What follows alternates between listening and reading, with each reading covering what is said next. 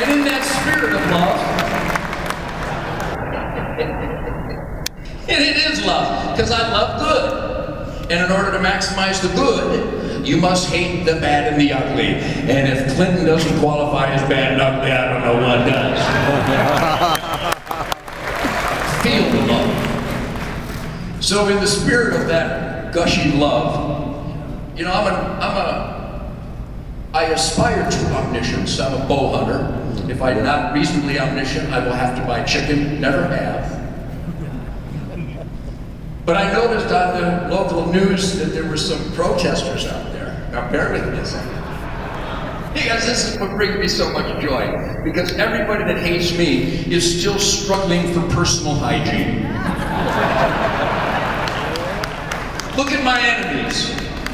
Michael, somebody sent me soap more. He hates me. Am I a wonderful human being? How about Nancy Wind G-Force Factor? You don't need to sign this, you need to read it, you don't need to read this, you need to sign it, Pelosi. Or how about Diane? I've got a 38, but you don't get one Feinstein. How about Michael? I have an armed security detail toting machine guns at taxpayer expense, but you don't get to defend yourself, Bloomberg. How about old Mario 7-round capacity magazine Cuomo? It ain't ringing. I mean, but for all the important targets that we need to focus on, who we said targets, Secret Service, I made your mind. By the way, the service isn't a secret anymore. I love the Secret Service. I'm a big fan. They are friends of mine, but they have a job to do, and they must respond when punks lie. So, in the spirit of this buoyancy, I notice the protesters, and I notice this all the time, both of them. Are you kidding me? You don't have to look far to see how wonderful we are, because mongrels hate us. So I would like to take up, I know you give and give and give, and we're probably tapped out here in this difficult economy. But I would like to take up a collection today for the protesters. And I think if we raise enough money, we can get them soap, an interpreter, and maybe some logic. So never underestimate how better we are. We're better than the anti-gunners on every level, but it all comes to the simple and irrefutable, inescapable conclusion that the right to keep and bear arms shall not be infringed only means one thing. We refuse to be forced into unarmed helplessness because we think the precious gift of life from God is not only worth defending, not only do we have the right to defend it, but by any moral, intelligent, and spiritual consideration whatsoever, we have a duty to protect our lives and our families' lives.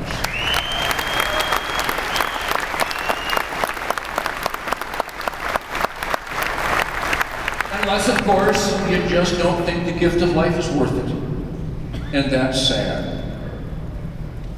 But if you smoke enough dope, I suppose that's the conclusion you'll come to. Bill Maher.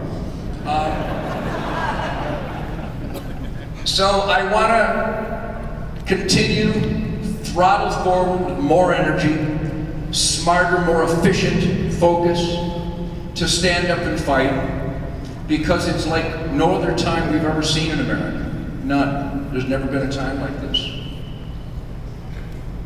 Where the enemy is dedicated not to restrict this gun, not to restrict this magazine, not to restrict this bullet. They are out to forcefully disarm and force us into helplessness. That's their goal. Nancy Pelosi has said it, Diane Feinstein has said it, Barack Obama voted for it every time in Illinois, and now as president.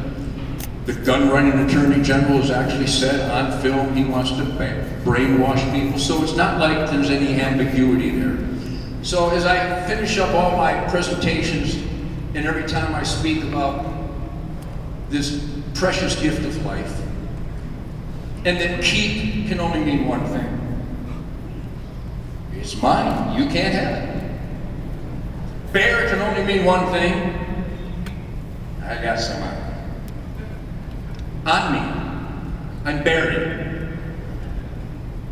And shall not be infringed means he shouldn't die.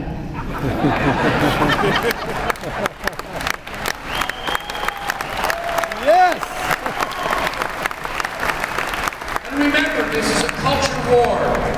You are the street fighters, and the ultimate weapon in street fighting is activism.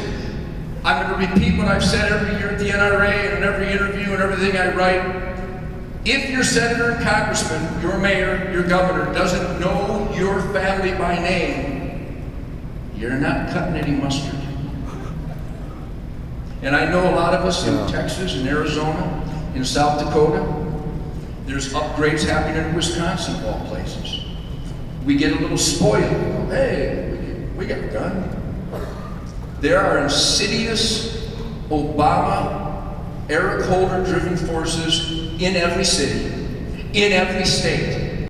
Because of the Republicans in sequester, the children won't get medicine and food as he comes home from his $100 million Hawaiian vacation. You need to let your elected officials know that that is an offensive scam.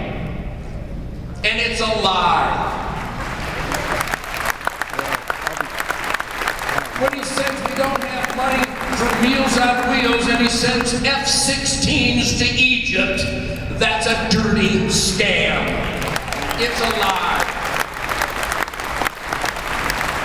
So it's not just about Second Amendment rights, it's about First Amendment rights, and it's about common sense and logic. Raise hell as often as possible. I do it every 12 minutes. Poor Mrs. Nugent, a moment of silence for Mrs. Nugent. She has to live with me. But she gets turned on by warrior spirit and activism because she knows that we have a duty to pass on to our son and our children, our grandchildren, the next generation, a better America. So we don't want to hold the line. We want to fight by communicating with our elected officials. Every time you see something that pisses you off, and this is going to mean a lot, it's going to mean you're going to do it all the time, but we have to, because it's gotten so bad through lack of activism and the apathy that is indicative of why there's only 5 million NRA members. There should be 100 million NRA members. Yes.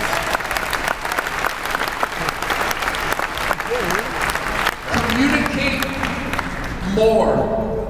Always remain polite but firm about every issue, and always come back to the Second Amendment. And when you get these prepared responses that are as big a scam as you're getting from the federal government, be sure you write back. Wear them out. Drive them nuts. If you're not pissing off an asshole, you're an asshole.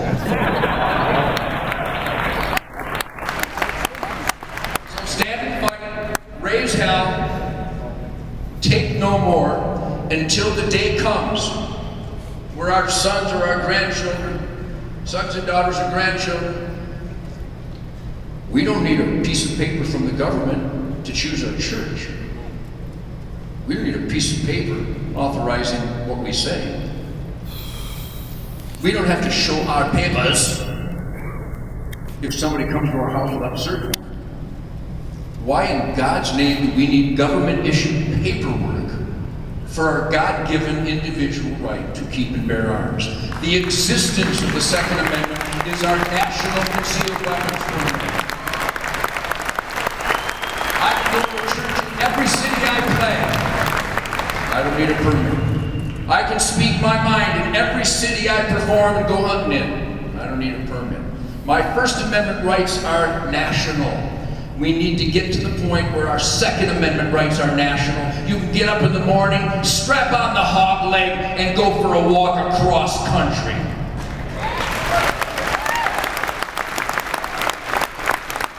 And all my blood brothers from California, and Illinois, and Massachusetts, and in Maryland and New Jersey and New York and Connecticut. Dear God in heaven, what happened? It's phenomenal.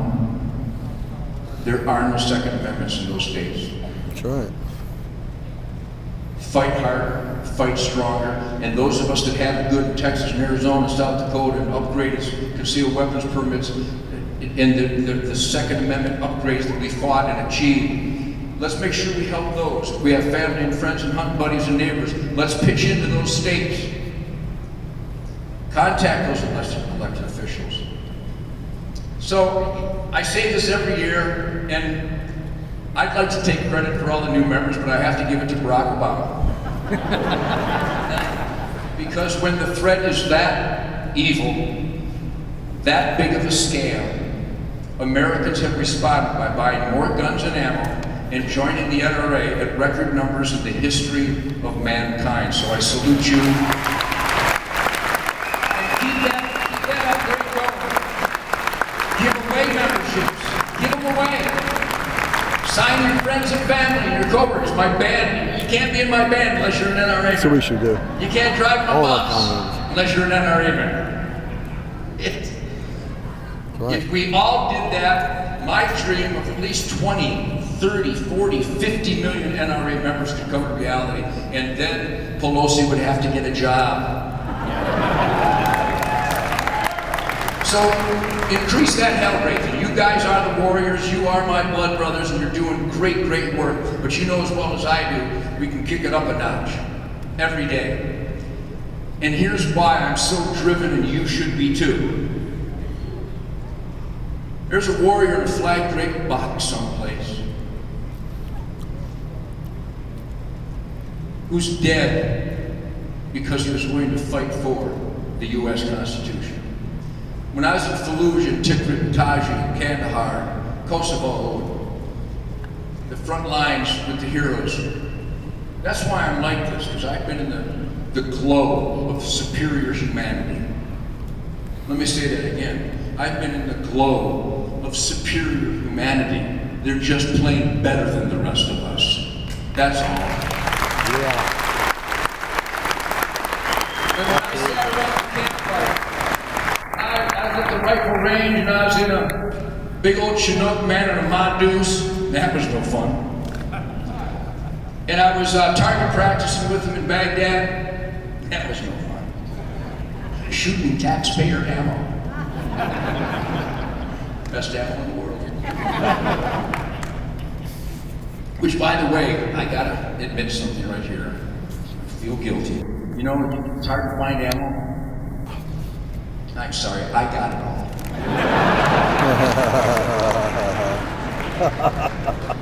I'm really sorry for that. I got this hobby. So, when I was in Kandahar, Fallujah, right after the Marines took that over and killed all the bad guys, great celebration. I got around campfires. And these stressed warriors, these battle-fatigued combatants, the heroes that have brought us freedom, they open up with me. And unsolicited, after cooking some mystery meat over the campfire, love camel, by the way, big Mystery meat. sweet and sour camel hump, one of my favorites. Aim small, miss small. They would all open up. And more often than anything, they want to talk guns, they want to talk hunting, they want to talk getting back home, they want to talk freedom, but more than anything, 99% of the conversation ended with them telling me that they're there because they believe that the Second Amendment is worth dying for. Take that to the bank.